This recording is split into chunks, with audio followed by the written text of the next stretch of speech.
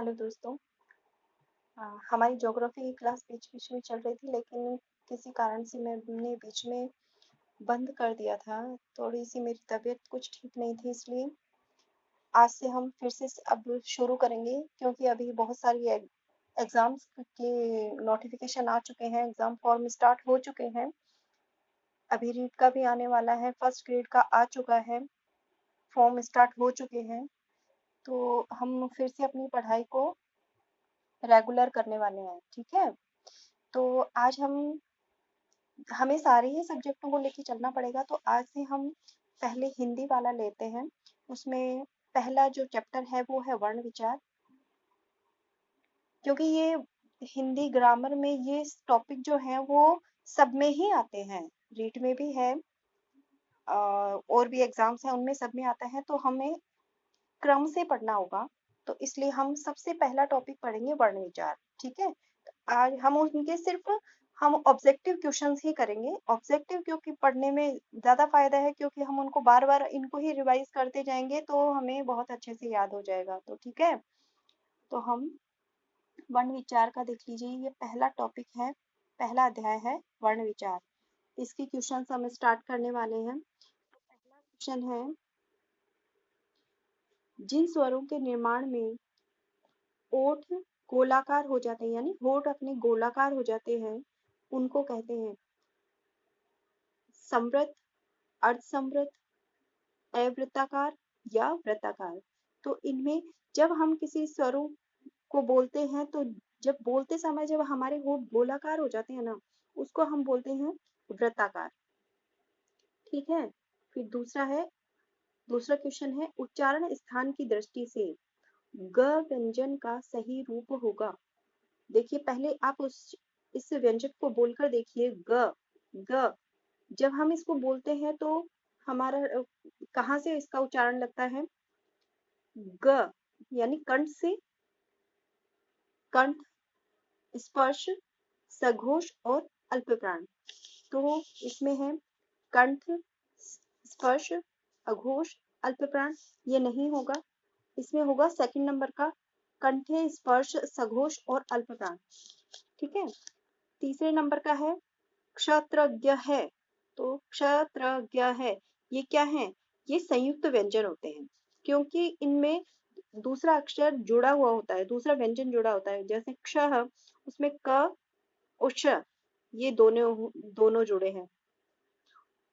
त्रह, त्रय है जैसे, तो इसमें तय और र, इन दोनों को मिलाकर क्या बनता है? त्रय बनता है। तो यह भी क्या हो जाता है? संयुक्त व्यंजन हो जाता है। फिर है ग। अब ग, इसको कैसे बोलेंगे? जय और य, जय और य मिलकर क्या बनता है? य। तो इस तरह से क्षत्रज्ञ, ये संयुक्त व्यंजन होंगे, ठीक है। अब मैंने जिस तरीके से मुझे समझाना आता है, मैंने पूरी कोशिश कर रही हूँ मैं अपनी तरफ से, ताकि मैं आपको अच्छे से समझा पाऊँ, ताकि ये आपके लिए लाभदायक हो, ठीक है। 4 नंबर का है, जिस क्रम में अंतस्थ वर्ण नहीं है। तो अंतस्थ वर्ण किस में नहीं है? देखिए, य, र, व और ह। अब अंतस्थ वर्ण कौन से होते हैं? पहले तो आपको ये पता होना चाहिए, अंतस्थ कौन से होते हैं? य, र, ल, व, ठीक है। तो अब है कि इस क्रम में नहीं है, तो यह भी है, रह भी है, वह भी है, और है नहीं है, इसमें क्या आएगा? लय आएगा, ठीक है। तो ये आंसर गलत हो जाएगा, डी। फिर है, देवनागरी लिपि में कितने स्वर होते हैं? अब हमारी हिंदी की जो लिपि है वो देवनागरी लिपि है, ये हम सब जानते हैं। तो इसमें कितने स्वर होते हैं? तो इसमें स्वर होते हैं 11, ठीक है। फिर उच्चारण के कालमान को क्या कहा जाता है? उच्चारण के कालमान, यानी कालमान का मतलब होता है उसमें जो समय लगता है उसको, ठीक है, उसको क्या कहते हैं? मात्रा, यानी कितने समय में उसको हम बोलेंगे मात्रा। कालमान को, उच्चारण के कालमान को हम क्या कहते हैं? मात्रा, ठीक है। किस क्रमांक में अघोष व्यंजन है? अब देखिए, एक तो होता है सघोष, एक होता है अघोष, ठीक है। तो किस क्रमांक में अघोष व्यंजन है?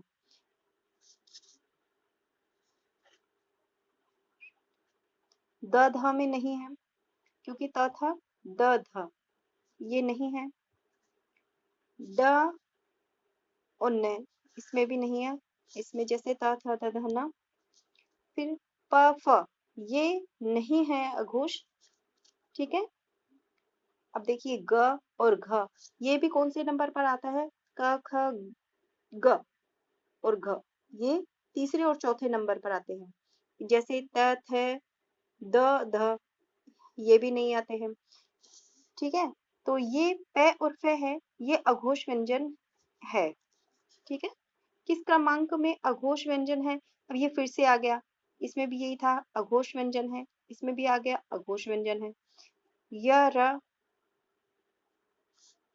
तो ये तो पहला ही हो गया, य र ल व, य र ये नहीं होगा। वह, य र ल वह, ये भी नहीं होगा। फिर ढर्ण, ये भी नहीं होगा। श स, ये होगा, ठीक है। स्वर तंत्रियों में कंपन के आधार पर हिंदी वर्णमाला में व्यंजनों के दो वर्ग बनते हैं। अब दो वर्ग कौन से बनते हैं, सघोष और अघोष, ठीक है। ये अभी बताया था मैंने आपको कि वर्णमाला में व्यंजनों के दो वर्ग बनते हैं, सघोष और अघोष। किस क्रमांक में स्पर्श व्यंजन नहीं है, ठीक है। किस क्रमांक में क्या नहीं है, स्पर्श व्यंजन नहीं है, तो ल और है, इसमें स्पर्श व्यंजन नहीं है। ख और ग में है, त थ में है और द ध में है।